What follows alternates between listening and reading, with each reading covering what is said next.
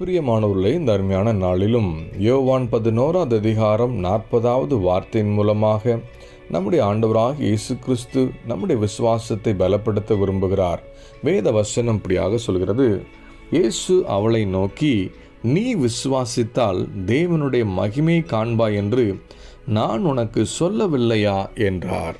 இந்த அருமையான வார்த்தையானது லாசரு மரித்து 4 நாட்கள் ஆன சூழ்நிலையில் இயேசு கிறிஸ்து அந்த குடும்பத்தின் மீது வைத்த அன்பின் நிமித்தமாக கள்ளனிடத்தில் வந்து கல்லை புரட்டி போடும்படியாக சொன்ன பொழுது மார்த்தாள் சொன்ன வார்த்தை, ஆண்டவரே, மரித்து 4 நாட்கள் ஆகிவிட்டது, கல்லை புரட்டினால் நாற்றம் எடுக்குமே என்று சொல்லி. இன்னைக்கு நாமும் கூட மார்த்தாளை போல சில காரியங்களில் ஆண்டவரால் செய்ய முடியாது, இதுக்கப்புறம் நடக்காது என்று சொல்லி நாமே தீர்மானித்து விடுகிறோம். சில மனுஷிக வார்த்தைகளை கேட்டு தீர்மானம் எடுத்தும் விடுகிறோம். ஆனால் இயேசு கிறிஸ்துடைய சர்வ வல்லமையுள்ள என்பதை நம்ம அறிந்து விசுவாசித்து தேவ நாமத்தின் நிமித்தமாக வாக்குத்தத்தங்களை அறிக்கை செய்வோமானா, லாசருவை மீண்டும் உயிரோடு எழுப்பினது போல நம்முடைய வாழ்க்கையிலும் மரித்து போன சூழ்நிலையில் இதுக்கப்புறம் அற்புதமே நடக்காதுங்கிற நிலைமையில் காணப்படுகிற நம்முடைய வியாதி ஆண்டவர் குணப்படுத்த முடியும். நம்முடைய குடும்ப உறவுகளை தேவன் சீர்படுத்த முடியும்.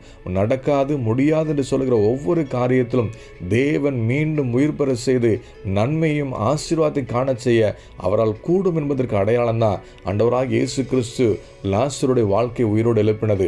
மரித்த லாசரு உயிரோடு எழுப்பக்கூடிய தெய்வம் இன்னைக்கு நம்முடைய வாழ்க்கையிலும் மரித்து போய் நிலைமையில் காணப்படுகிற எல்லா விதமான காரியங்களையும் அவர் மீண்டும் உயிர் பெற செய்து நம்மை சாட்சியாக நிறுத்துவதற்கு தான் அந்த வார்த்தை கொண்டு பேசி கொண்டிருக்கிறார். இன்றைக்கி ஒரு வேலை எல்லாம் முடிஞ்சு போயிடுச்சு, இதுக்கப்புறம் நடக்காதுன்னு சொல்லி அவிவிசுவாச வார்த்தைகளை பேசுகிறத விட்டு தேவனுடைய விசுவாச வார்த்தைகளை நாம் அறிக்கை பண்ண தேவனுடைய வாழ்க்கையில் சகலவற்றை நன்மைக்கு எதுவாக நடத்தி முடித்து நம்மையும் சாட்சியாக நிறுத்த உண்மையிலவராக இருக்கிறார். அவர் மங்கி எரிகிற திரியை அணையாதவர், நெறிந்த நாணலை முறியாதவர், நம்மீது அதிக கரிசனையும் அன்பும் கொண்டனால தான் இன்றைக்கி இந்த வார்த்தை கொண்டு பேசிக் கொண்டிருக்கிறார்.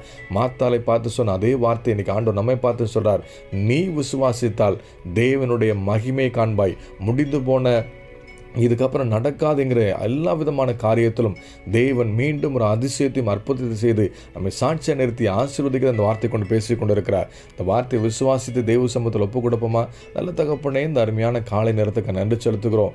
மார்த்தாளை போல அநேக சூழ்நிலைகளில் உங்கள் வல்லமையை நாங்கள் குறைவுபடுத்தி பேசியிருக்காண்டவரே, உங்கள் மீது வைத்து இந்த விசுவாசத்தில் நாங்கள் குறைவுபட்டிருக்கிறோம், எங்களை மன்னிங்க. நாங்கள் விசுவாசிக்கிறோம். இன்னைக்கு விசுவாசத்தை அறிக்கை பண்ணி செபிக்கிற ஒவ்வொருத்தருடைய வாழ்க்கையிலும் மரித்து போன நிலைமையில் முடிந்து போன சூழ்நிலை காணப்படுகிற எல்லா விதமான காரியங்களும் தேவன் அற்புதத்தை செய்து கர்த்தர் சாட்சியாக நிறுத்த போற அன்புக்கு நன்றி செலுத்துகிறோம். பெற்றுக்கொண்டு நாங்கள் விசுவாசிக்கிறோம்.